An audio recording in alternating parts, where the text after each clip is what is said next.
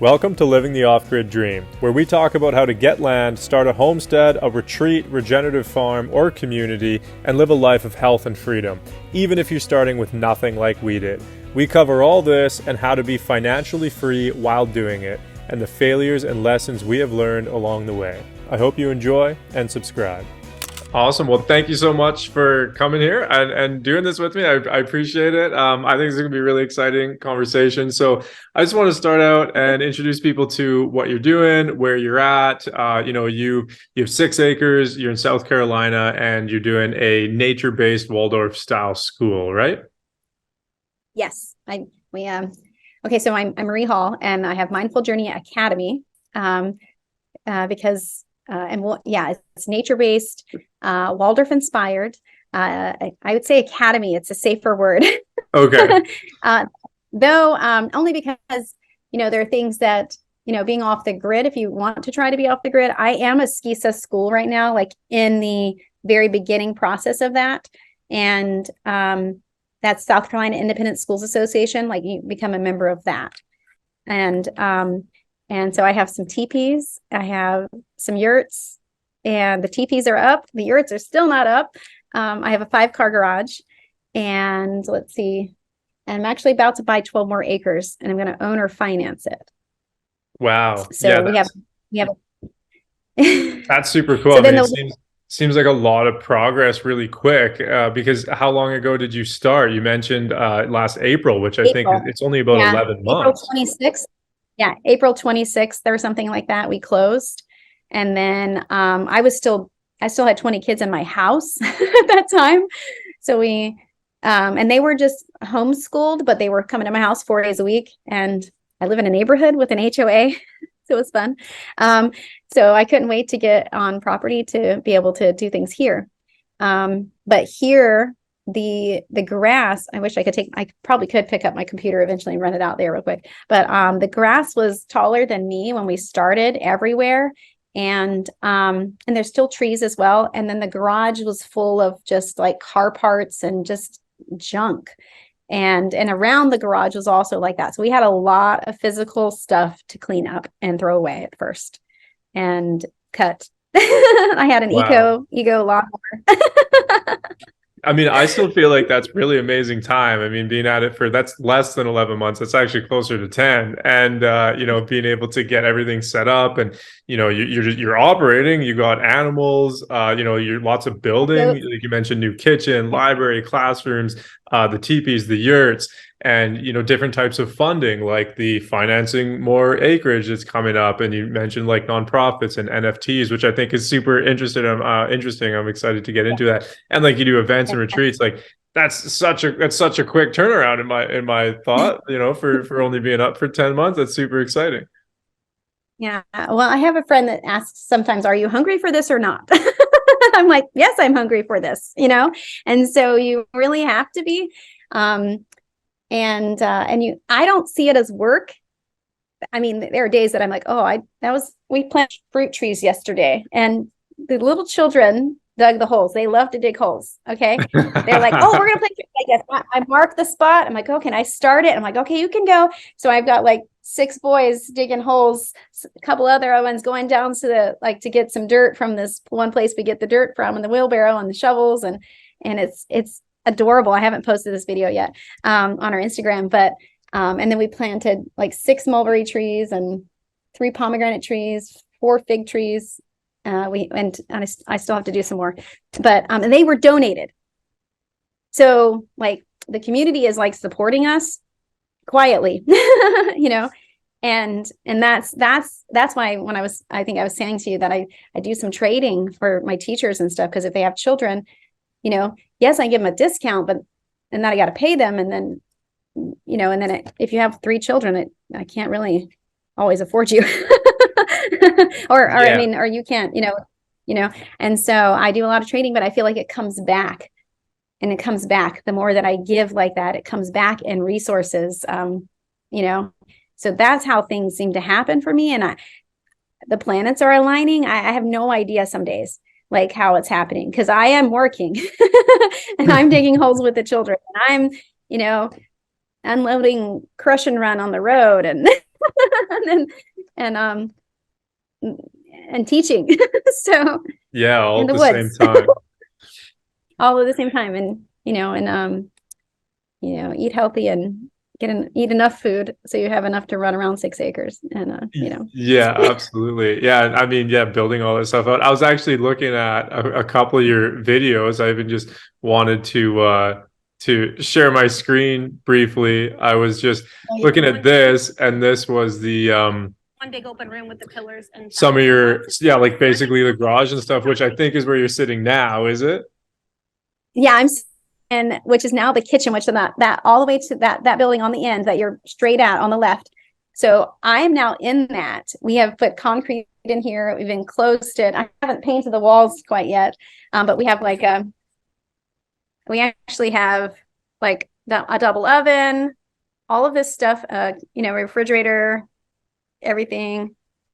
And yeah, like it keeps going Yeah, down so there. Another. it seems like it's made some like pretty significant progress pretty quickly. Like everything, like I can see the drywall in the background and everything. Like yeah, Yeah.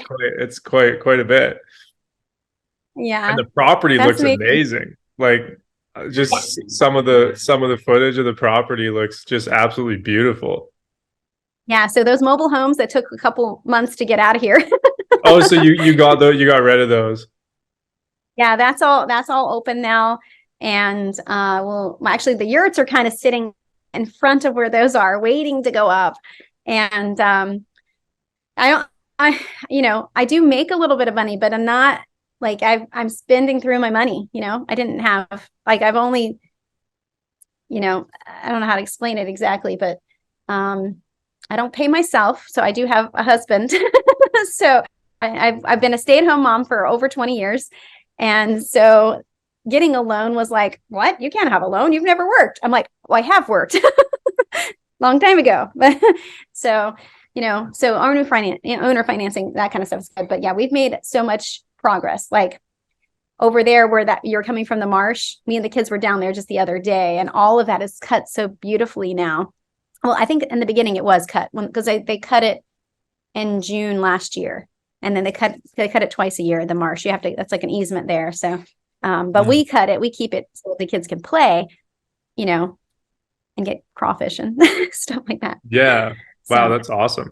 So I'd love to dive in just kind of like walking through your journey from like the start to where you are now.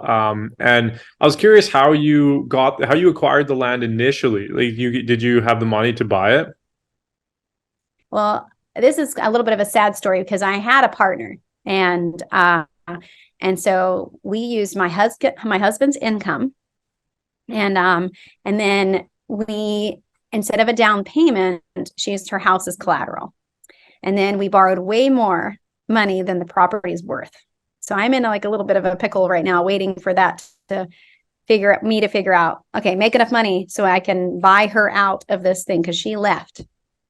So I don't have the partner anymore. I did not want to do this by myself. And what I'm doing, you don't make a lot of money doing what I'm doing. She was going to do a preschool, and you can make a lot of money in preschool. Okay. But she just didn't stay with us.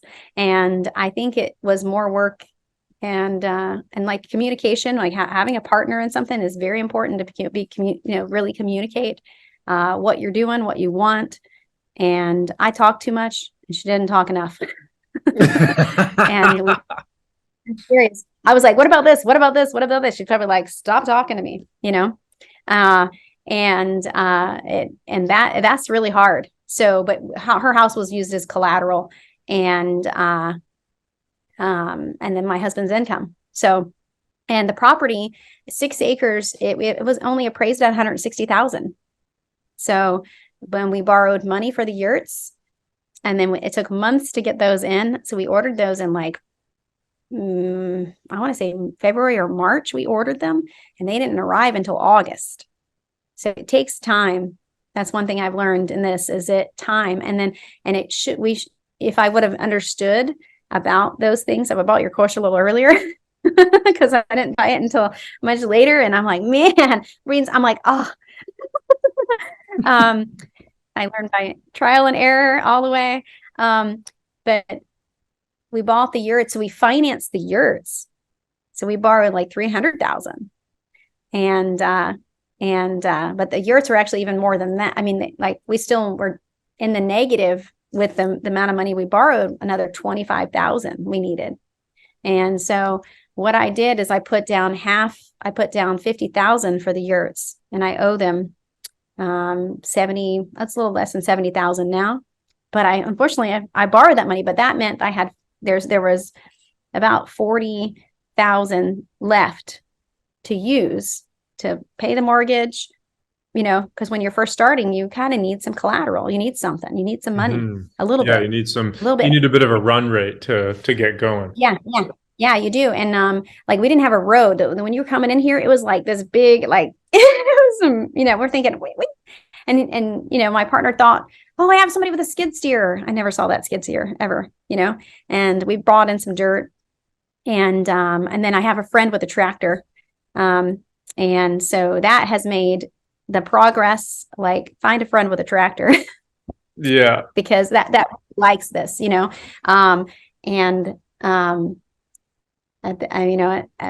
person's pretty much going to be my property manager from here on out, because all the things that you can do, we tilled things to make it smooth.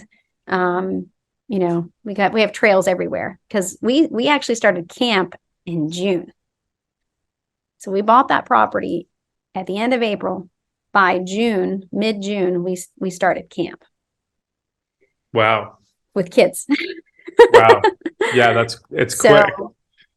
I mean, I just think my personality is, I'm a Capricorn moon. I'm a workaholic, and so whenever it was light outside, you could cut grass, you could cut trails, you could trim things. I got chiggers so bad, if you know what those are.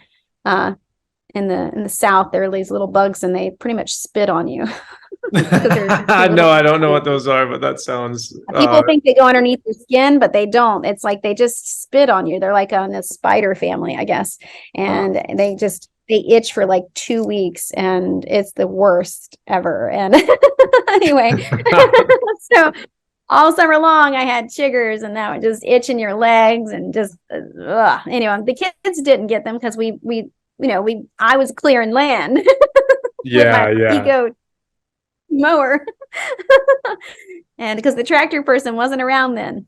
I didn't find him till later when he cut our grass, and then I figured out, oh, you have a tractor. That's nice. yeah, that works better. That's sweet. Better. So that's interesting, though, that you were able to basically acquire your initial 6 acres, with your husband's income, but also by partnering with somebody too to get the venture going. I think that it sounds like, definitely could have used maybe some help around the communication for that, which is which I know you mentioned you haven't been like all the way through the course or anything, but we do have the Happy Partners Handbook that goes over exactly all those things. So yeah, I so important. So I said, almost like I bought this way too late, because I kept saying I have this course, let's do this course, and I talk too much.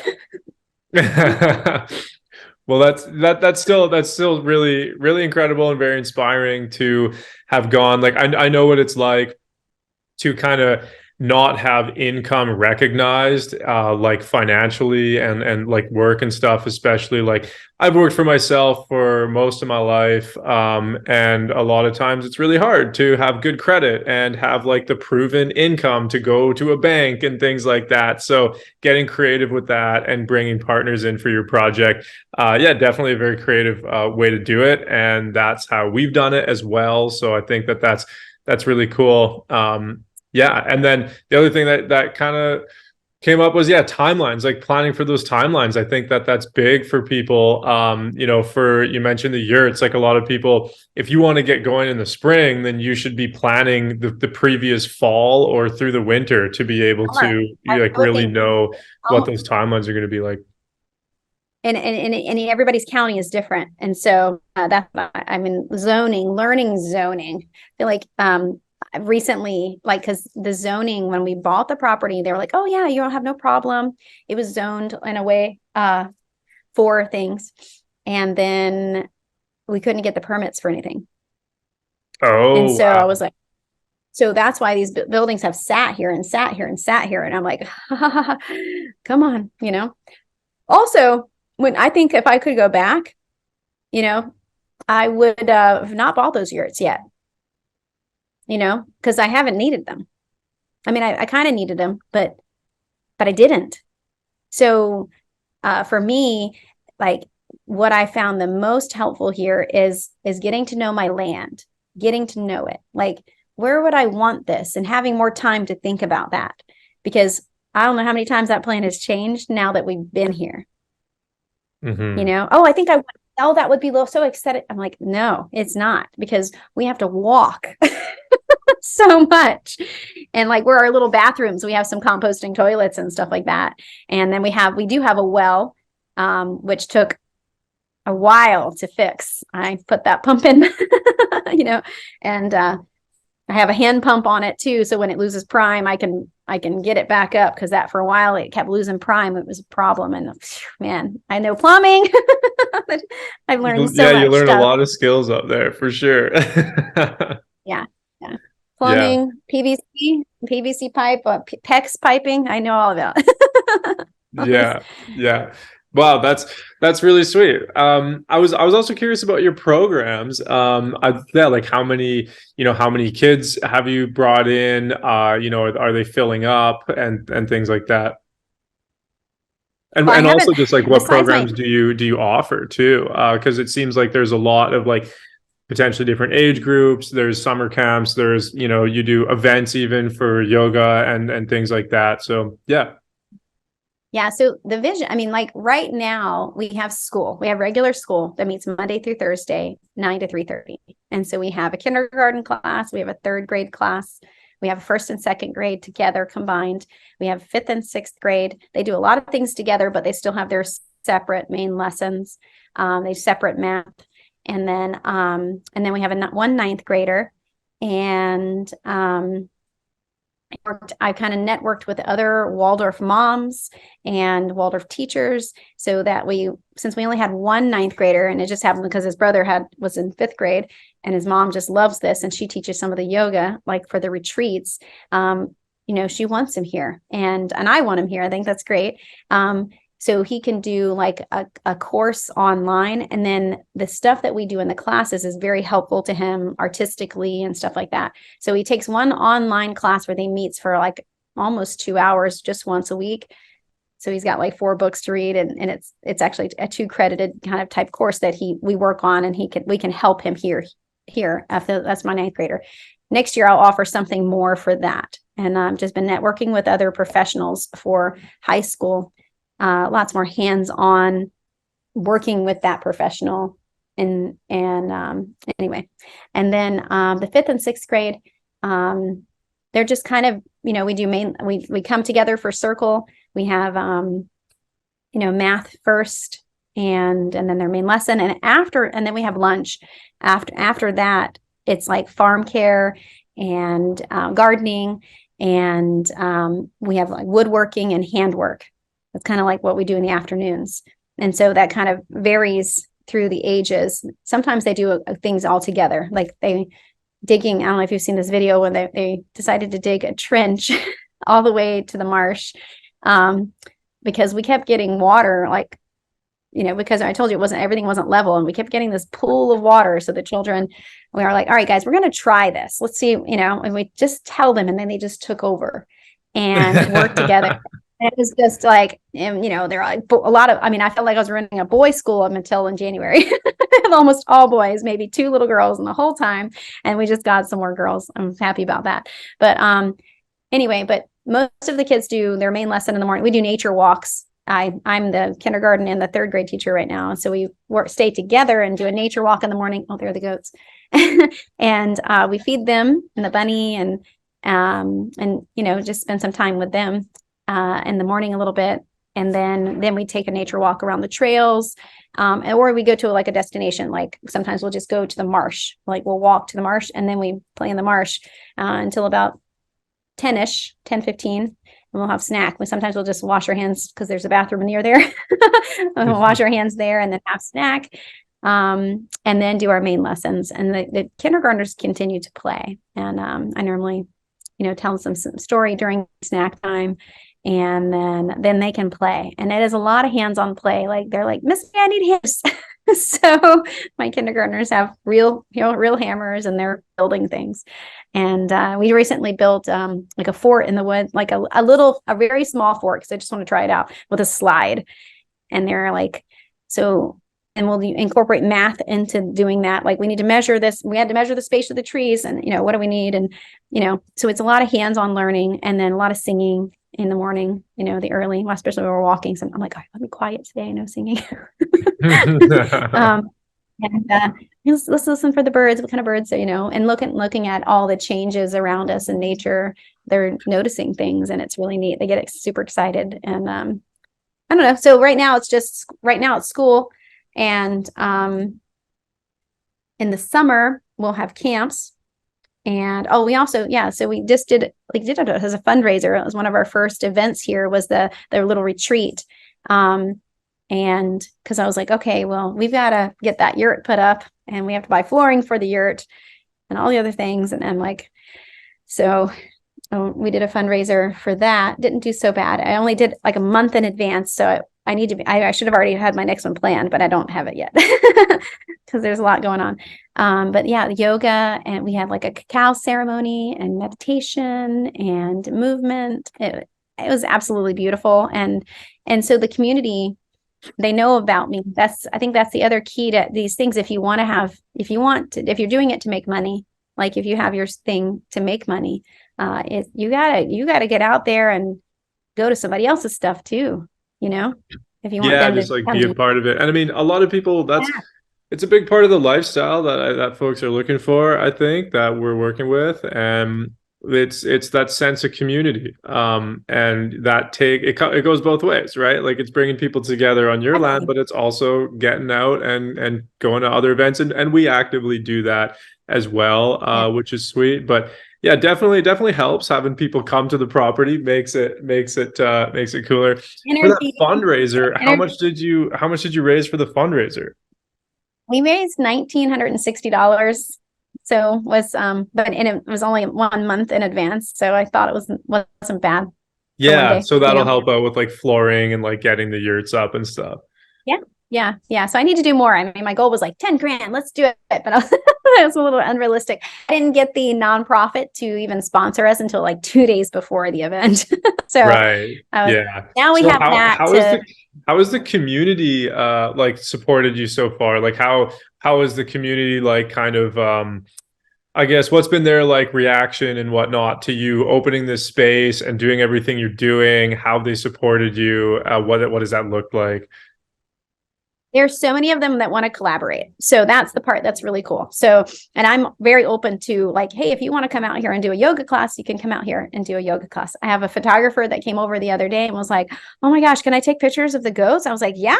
Wait, I need to make money. I was like, because I say yes to everything. I'm like, what does that mean for like, you borrow my goats? And, she was like, I pay $25 an hour. And I was like, all right, that sounds fine. Because you're going to be over here right in front a few minutes, and I was like, well, that's good.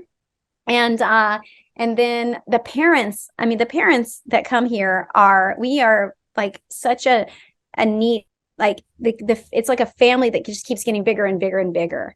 And it's really cool. And so they're very helpful. They share things. They'll know somebody else. Like a lady came with microgreens a couple weeks ago. And I just posted those videos, I think, on Facebook, maybe.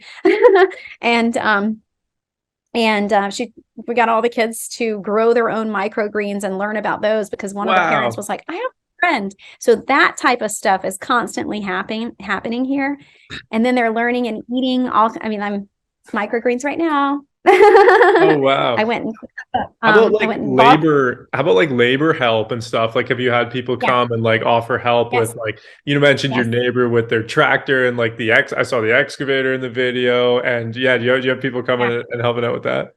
Yes. So Melton Electric I paid him to do bush hogging, and he was like, I have an excavator. We can get some of that stuff out of the garage for you, and I'll just send somebody over to help you. So that happens like a lot, because when they see what you're doing and what you're doing it for, I mean, like, I'm doing this for kids. My youngest is 12. I've kind of been dying to have this business for so long. It was like our plan. I thought that when my daughter, who's 17 right now, she's graduating this year, I thought for sure she would be coming to our little Waldorf school by the time she'll graduate from it, but she won't be graduating from it necessarily. But so it's been a long time in the making. But yeah, I had somebody came and said, oh, what are you going to do with these windows? I do windows. I'll put screens in all. I can put vinyl screens in all of them. So now they have plastic on the outside of them right now, but they all have vinyl screens behind that plastic. And he did it all for free, in the material and everything, Wow. And then we have cleanup days, which I haven't done enough of those, mostly because I'm like, I don't know where to start. Some days it's like that. So we'll have a cleanup day, and so people will just invite people. I'm in in this beautiful group. It's called the Goddess Collective, and there's like a men's part of that as well. I forget what they call it, like a reverence group or something. And these are people from all sorts of life everywhere, and so those men cannot wait to put that yurt up.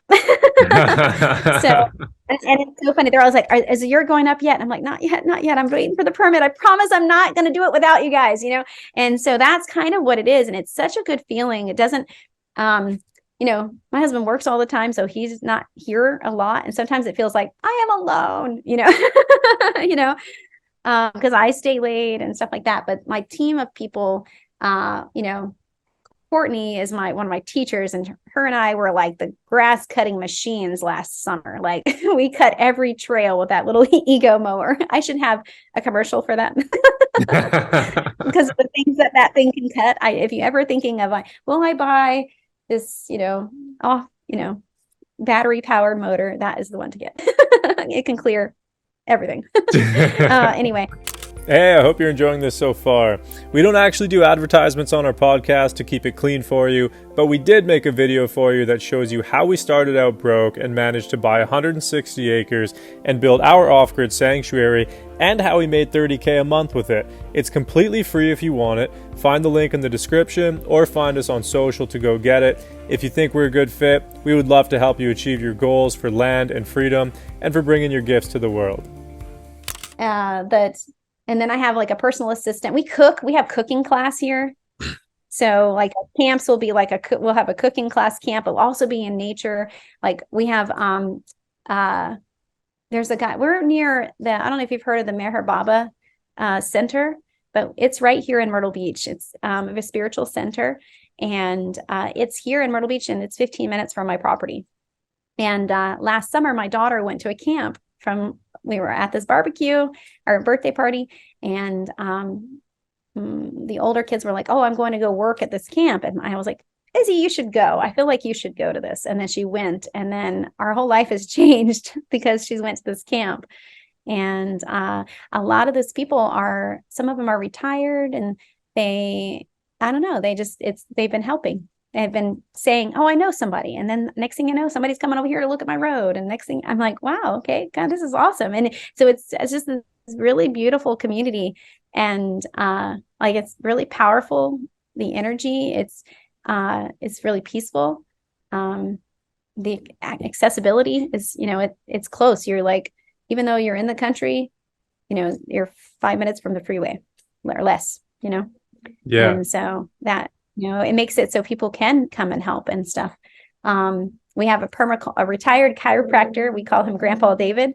He comes and he does gardening with the kids. And so he's made me start all these things. He's like, you need to get. I'm like, yes, sir. So that's the other thing. I take a lot of orders from people helping. That's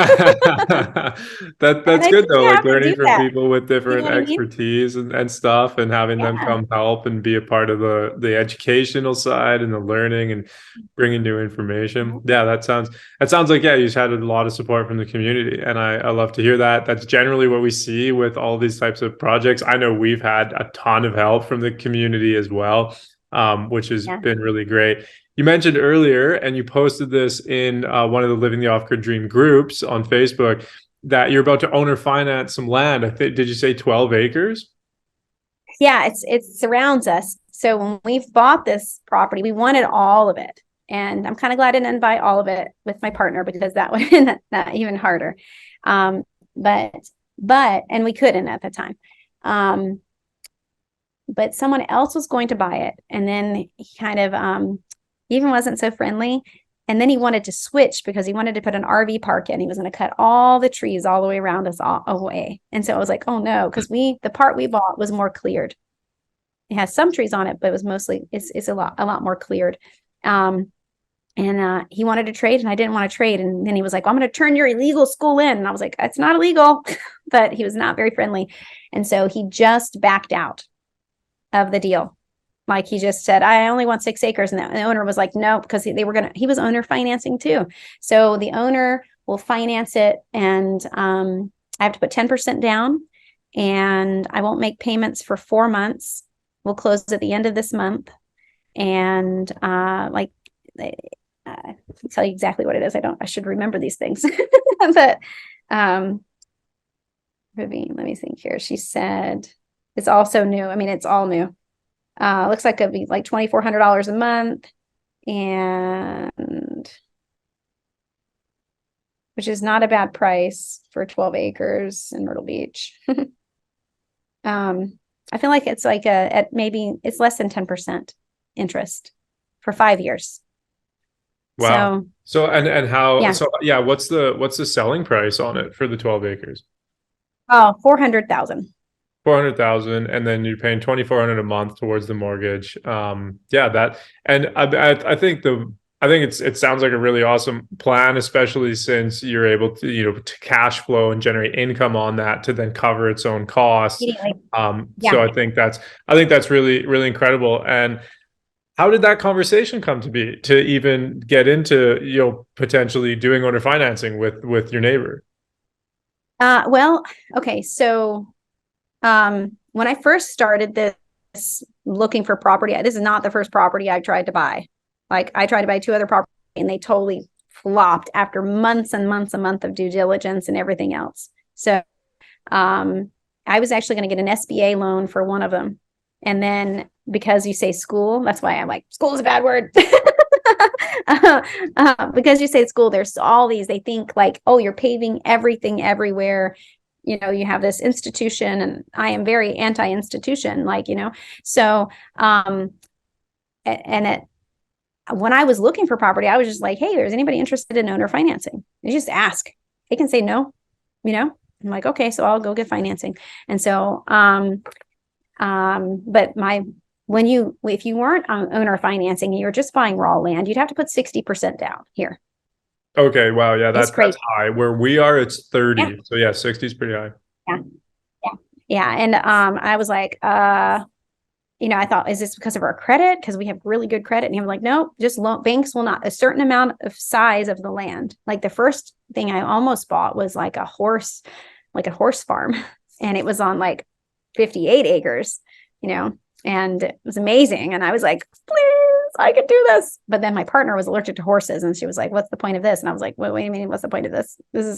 Building is here, and this is amazing, and we can turn these into classrooms. And well, I can't. And that's probably when I should have had red flag. But then I was like, you want yurts? It doesn't matter. But it saved me $1 million. So yeah. That was really expensive, and but they wanted a lot down. But again, we were going to use the house as collateral, my husband's income, and we were just short. Luckily, we were just short of the incomes. But so I think it's important to just ask people. You can ask the realtor, would this person be open? This is what I'm doing. I just would throw up on them, tell them what I'm doing, and then say, would you be open to owner financing? I think that's a really amazing way of going about it, and like just sharing your story, because being able to connect with people on that, I think that people are inspired by, the emotional side of it. That's how we connect as human beings. That's what makes somebody want to engage with, potential opportunities and help people out. I also think it was really important, the specific language. You mentioned using specific language about your project. In your case, it's not using the word school and it's replacing that with academy or like something that is. I think it's important to note that, because we've had other folks come to us and some like friends of ours, years ago, that they tried to open a retreat center and they called it a clinic because it was a healing clinic. They were naturopathic doctors, and everything they're doing was like very, very natural, right? But as soon as they put the word clinic on it, they didn't get approved to open, because right away the district or the governing authority, they're like, well, you're going to be doing chemo and chemical treatments and all this stuff. It's going to go into our water supply. You're not allowed to do that, because that's what they think a clinic is. And it's really important. And we definitely emphasize that in our program to make sure that you're like going over how to communicate with these regional authorities to make sure that you can do the things that you're looking to do. Yeah. At the very beginning, when I was in that first property, zoning and I could not. I was like, if I have to call these people again, I'm going to die. Like, because they also, you have to know your audience. Your audience doesn't understand like what I'm doing. Why would I want to have a classroom in the woods? That was, no. This was before COVID. And I was like, this needs to happen. Children need to be outside. They need to play. They need to, be with each other. They need to get dirty, and they need to experiment, try things and fail, and like become adaptable children and, learn to communicate with each other. And I mean, I remember the lady in the planning department or the zoning, I'm not sure which one it was, but she was like an architects as well. There are certain rules that you have to do. And if I was like, well, I'm going to put like a little pavilion here and here and here. She's like, Marie, if you do that, you're going to have to pave to each of those pavilions. I was like, I am not paving the woods, lady. And so we went round and round and round. I was like, you guys are crazy. But they were like, you are crazy. So you had to learn those things. And at one point I was like, all right, we're just going to have a homeschool then, and then I even looked into PMAs, private membership associations or private education associations, which I learned more about that after COVID. And, those are things that your words are so important. Yeah. So with financing the 12 acres, it just came up because, just through conversation, you were asking folks if they would be open to owner financing and, telling your story to be able to potentially inspire that opportunity. So what do you plan on using that for? Well, right now, I found someone not to be my partner until I get to know her really well, but she'll to rent from me. Okay. And she wants to put a holistic counseling center in. So like a retreat center. And it aligns with what we are doing. And she's in the groups with these people. We kind of all know each other or of each other and know the way, like you come with good references. And so it's a holistic center in the far corner, I guess. So for a couple overnight cabins that are more like for like two people, they're very small is the idea that we build them. And I'm looking to do cob buildings out of like the pallets and stuff. There's a guy, Sir Cobalot, Miguel. I follow him on Facebook. He did some schools down in Florida, and he also makes these beautiful pizza ovens and so much stuff that he does. It's amazing. And so she and I were talking about that. So that's one of the plans with that. And then we'd have a meditation garden. We'll put a yurt in kind of near that area for events and stuff like that, retreats. And I like the retreats and the yoga coming into that as well. So that's kind of, it's not all planned out yet because this just happened as far as that part, that adding the extra. I feel like when it comes to school parts, we've got that. I need to add preschool because that's what my partner was going to do. And I was not, but that is a moneymaker. And what I mean by that is everybody needs preschool. Not everybody wants to put their kid in a private school. But once you do the preschool in this way, you'll find that you probably really would prefer to do it, to do this. Oh, And if we I can never get, thought about that. That's a really cool. It's like introduces them to kind of this alternative thing, and then, it would result in more children going up into the other age groups, I suppose.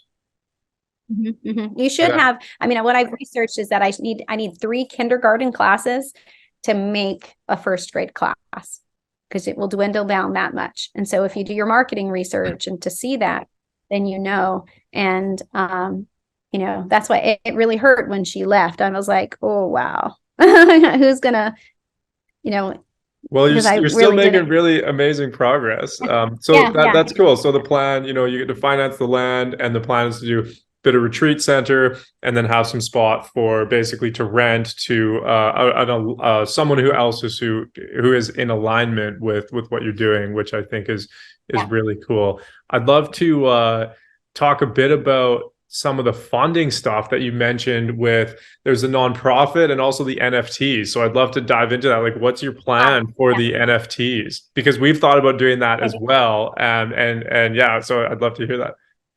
Well, there's this place in Canada that did it, right? Are you familiar with that place? What place is it? I don't know that. Let me find it real quick. Let's see, who would I send that to? What do they do? They have like a little village. Like you can, they have an NFT that's like a tent on a stick. So Okay, they sell NFTs that were, digital little, arts of things that they were doing. So I wanted to use it like seeds for our garden, and a tent on a stick. I think a tent on a stick is an amazing idea. So if you were to buy this NFT, it would allow you to come one day and actually stay in a tent on the property, cool. and that's what they're doing here. And so they have homes there. They have, I'll have to find it for you because it's amazing, but like a whole like village is almost like exercise, the yoga, I don't think they have a school part of it though, which I know having school with these things is a little harder. And that's why I think the private education association, it may be what I end up happening to do in the long run but I'm also spread out quite a bit. So as long as I keep the school on the 6 acres and then I have those other things on other parts, I should be fine. And then I can keep my communal, like our garden and like I want a soccer field and a volleyball court. And we have the animals, we have the goats, and we have a whole barn down there too.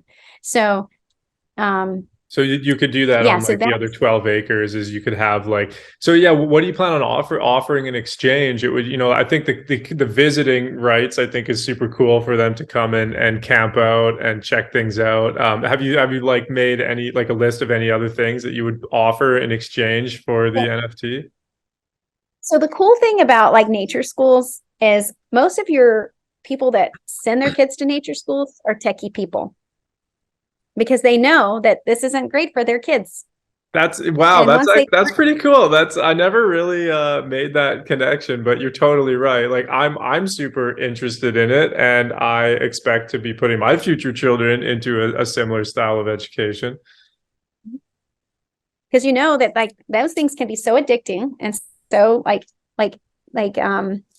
what's the word? It kind of like takes the wonder away from the child, when they're on those things. And so that's what I mean, like George Lucas, he was the film, he put his kids in Waldorf schools.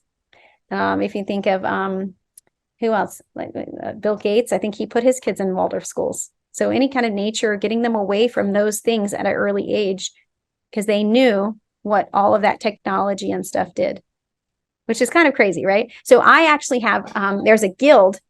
What is it called? I'm a member of this. A member of a lot of things. But oh my gosh, why did I just blank out? Discord, let's see here.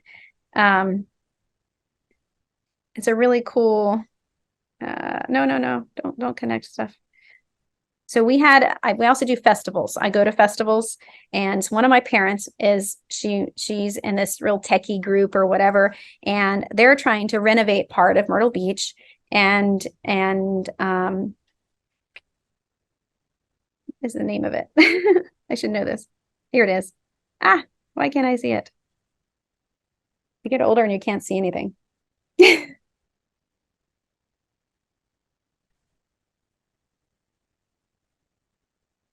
forget the name of the guild, but they were just trying to do, at first, they were just trying to do parking, and they were going to make like not NFTs, but yeah, like NFTs for parking at certain places, and kind of like something like that anyway, like a something digital.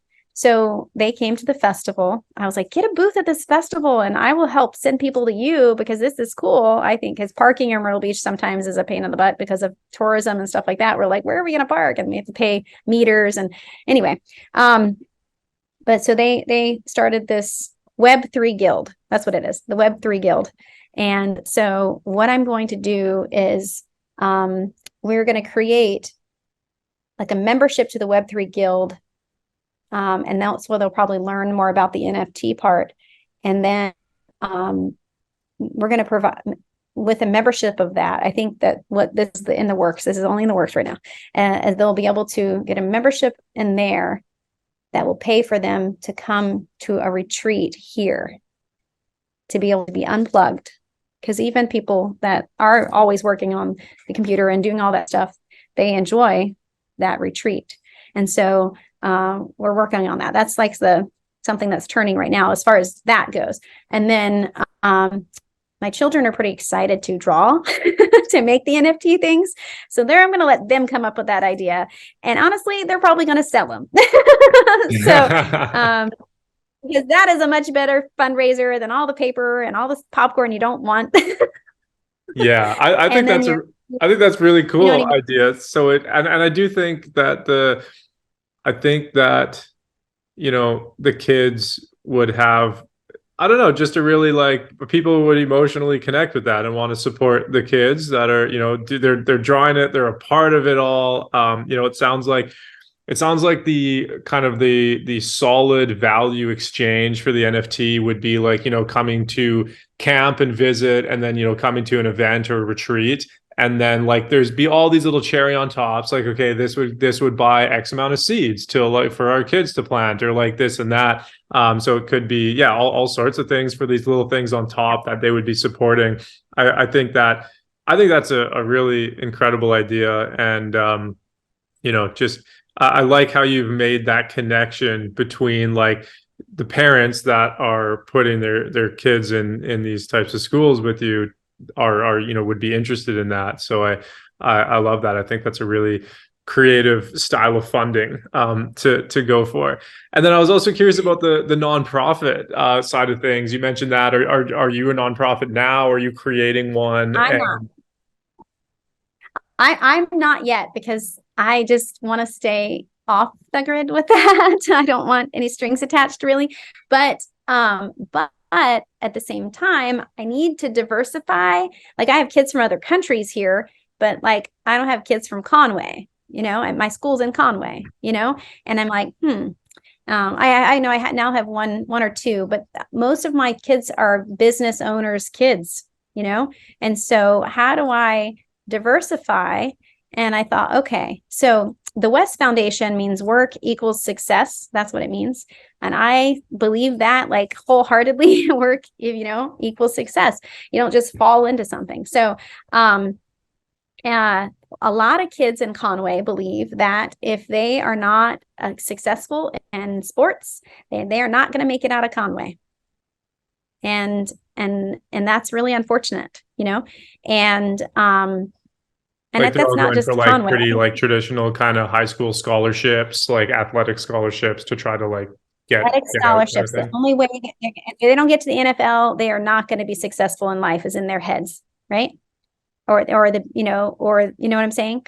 And so, and I'm not a person at all. Okay, I don't know these things either. But my friend is the coach at the Citadel. And so what he does, I just thought it was really cool. He comes in to teach these clinics, and all these kids, they're adults now.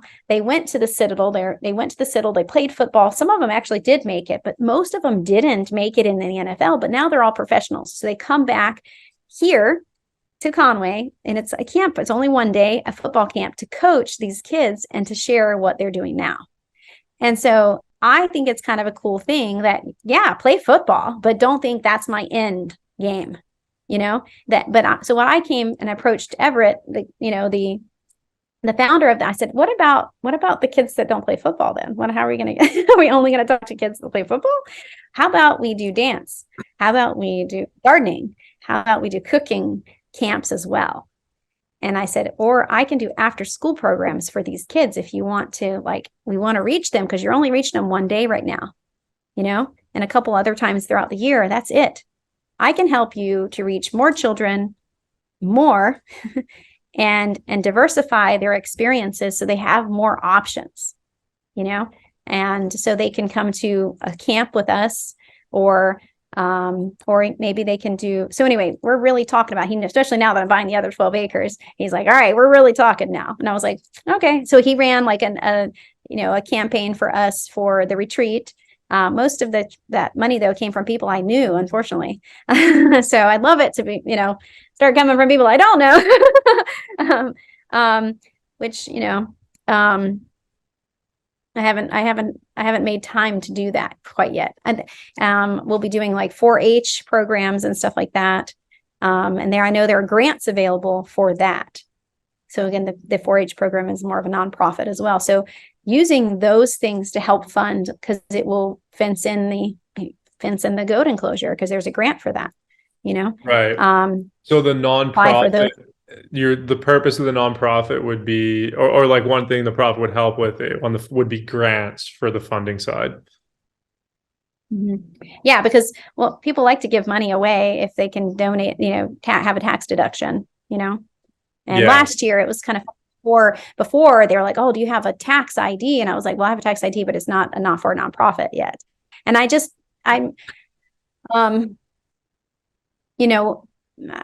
I really struggle with those. I really want to be independent, so it's I don't know if all your off the grid people want to be so independent, but I really do, and so if I tie myself to a nonprofit that, I won't be a charter school because of that. You lose your freedom.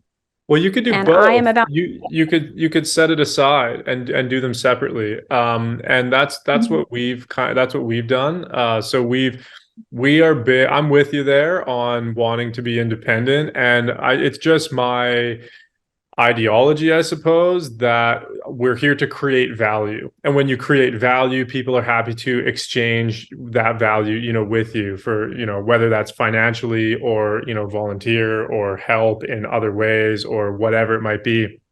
And that's what we really believe in. We create value and give value away, and then that is reciprocated. Whereas I know a fair amount of people that run solely on the nonprofit and charitable side of things. But what I find is that their projects often don't move very quickly because they're constantly asking for things. So but I do think it's still it's a great side burner thing. It's a great secondary thing. Get your core offer and your core value creation, working, which you're already doing, which is amazing. And then you could keep that in whatever, corporate entity or whatever organizational form that you have it in, PMA, whatever it might be. And then open up a nonprofit or charity on the side that would be separate from. And that way you could still go get any credentials and stuff you want for the academy. But then on the side, you could use a nonprofit. So we're a part of a nonprofit for that reason. And you can do grants. You can write people, they give people tax write-offs and stuff. And I actually think it's very valuable. But that's really what that's for. And for us, also running community events and stuff would all go through the nonprofit side. But we definitely keep that separate. So I definitely want to do it. I just wasn't sure to start with it and how to frame it, and then you're bored and everything that you need, and you're like, and then how slow things move with that too. So that's why it's slow. It's been slow because I've been talking to the West Foundation since my very even before my first try by, and then we're finally at a point where they're like, okay, I think we're ready to do this. Because there is a couple different nonprofits out there. There's one in Florida that I was going to do something with at some point, where it's almost like they have an umbrella for you. Like they'll do the fundraising. Not they don't do the fundraising for you, but they'll be the vehicle to collect it. Because I don't know that you can. I feel like I'm afraid to mess up that part, that legal stuff. That's the part that slows me down probably the most. Yeah. But now I have you Well, I guys. mean, there's a fair amount of it in the program. So hopefully when you get to that Yeah. section of the course, that should hopefully help you out and clear that up a Yeah, little it's bit gonna and help. give you some It's gonna context help. to chat to and things like that.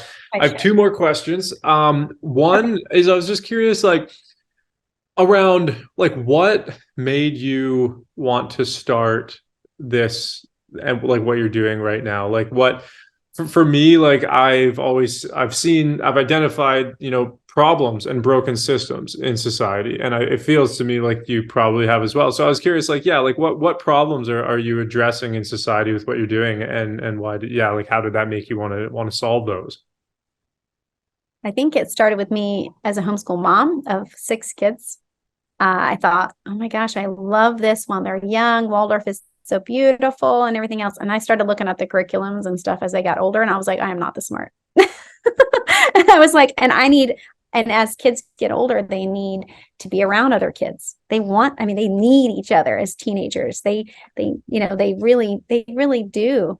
And they need more sometimes than you have the knowledge, or even I know we can get it. We can get it. But there were a lot of them pulling at me, and I found that in homeschooling with a lot of other moms, we could be like, oh, Tally, you could do math, or you can do science, and you can do this. And, and it was amazing how we could all come together. And I thought, guys, wouldn't it be amazing if we had a school that homeschoolers could go to on Fridays?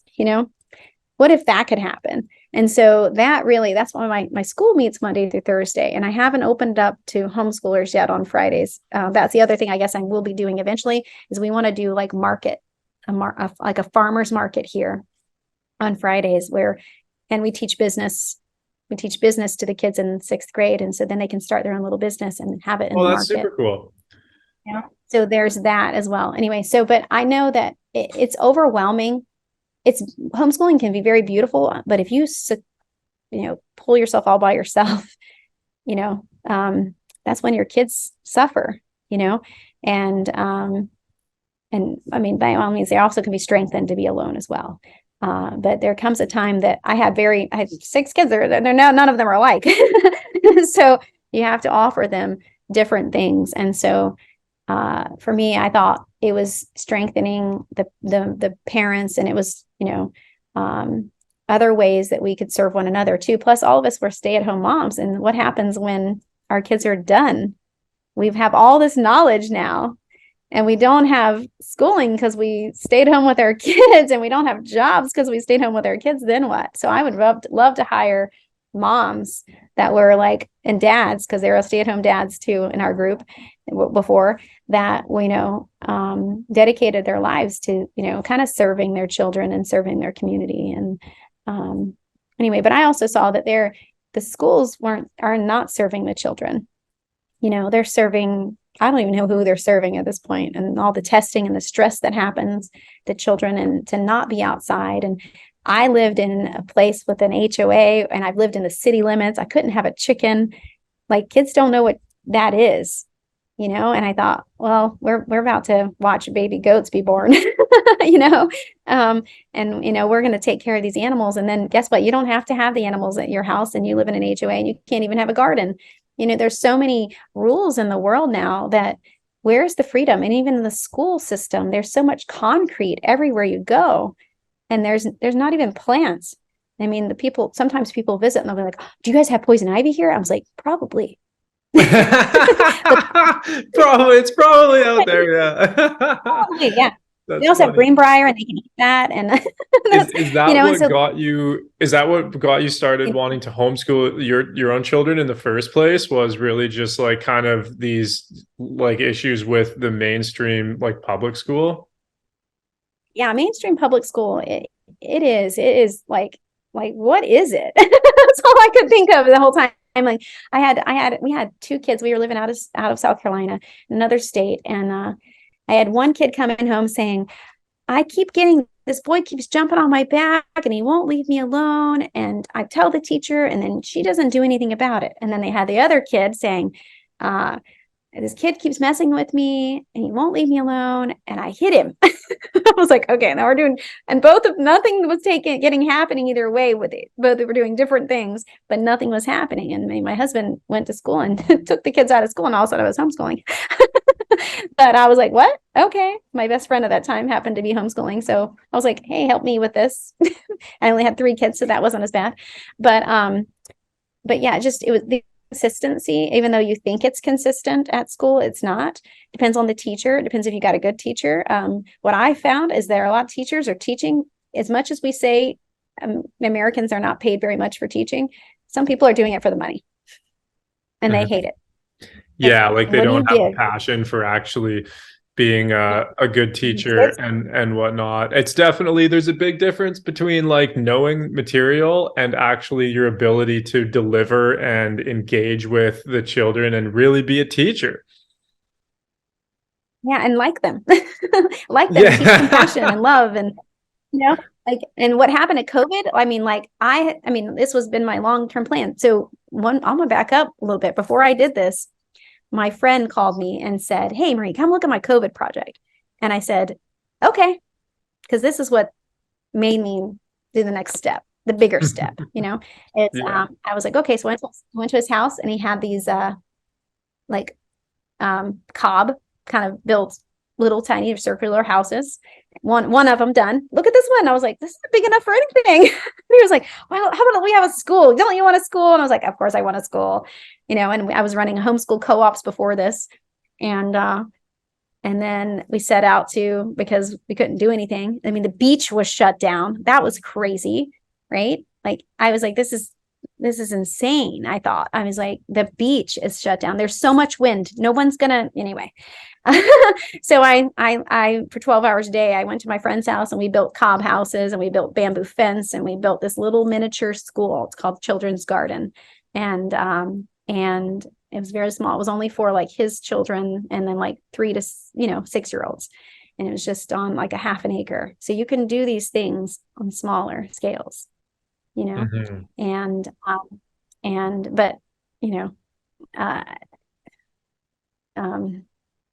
you got to decide why. So why did we do that? We did that because COVID was happening, and none of those people wanted to send their kids to kindergarten with masks on, because they're, can't see their faces. You can't see if the teacher's happy with you. You can't.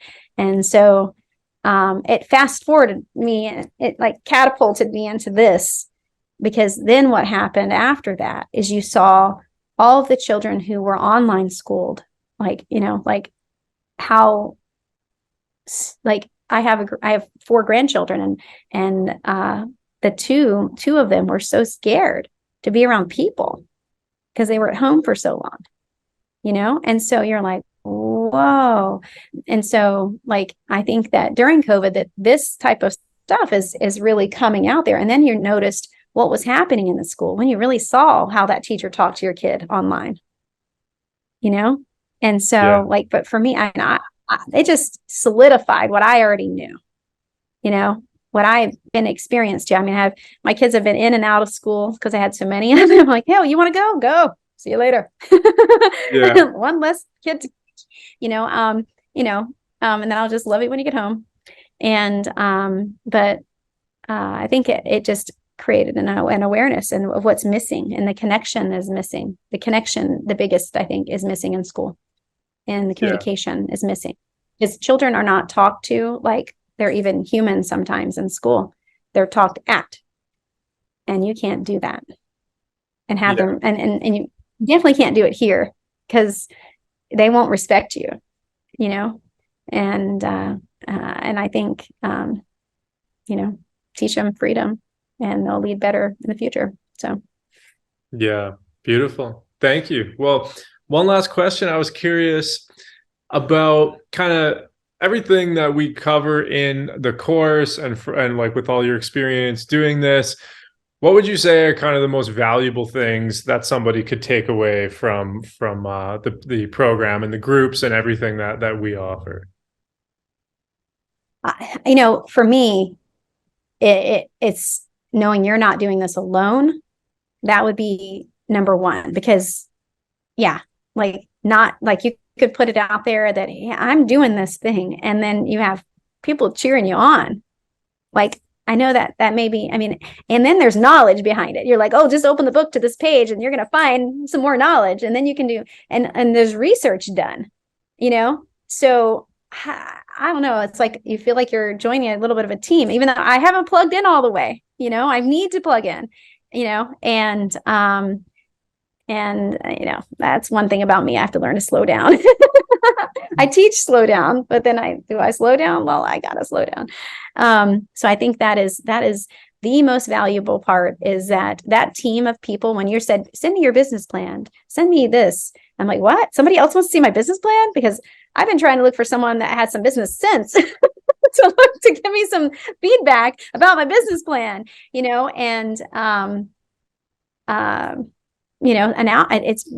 kind of important to have an outsider that kind of gets it, though, like a little bit about what you're doing, to look at and help you. And that is, like, I'm almost like, whatever the most expensive one, sign up for that one, and you want it all. That's how I feel. Because you're going to need it all. And if you can't afford then you just start with a small one, and then you plug in. Plugging in is, you think about, I'm in South Carolina, so a lot of you'll hear about the good old boy system or something, right? and the thing is, a lot of how you can succeed is who who can give you information to teach you along the way. Who says, oh, well, I've done that, or I know somebody that's done that. You can, and then you call that person, like, oh no, I'm not doing that. but the connections. And that's what's missing in the world as well right now, is connection. So it's nice to be able to connect.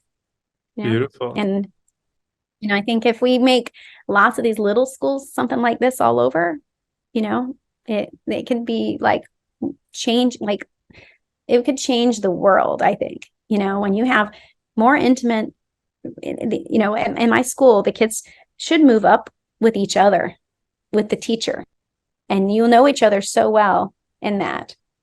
And we'll add more kids, each class, whatever, as they go up and stuff. But it's almost like you have a team of very, very different eclectic kids that you might not have put together, and that's kind of what these groups are. We're a bunch of really different people, but trying to do, anyway. Yeah, absolutely. No, I fully agree. That's why we do what we do. I think, statistically speaking, education is the leading indicator of the direction of a society. So I think what you're doing is extremely impactful. And I do fully agree that, having more of these types of schools and educational programs and stuff just around the world would fully change the world in the next generation. Mm-hmm. Yeah, I think so. It's exciting. Yeah, very exciting. Not big, massive schools that are like hard to get into, like little ones, like neighborhood schools again, Yeah.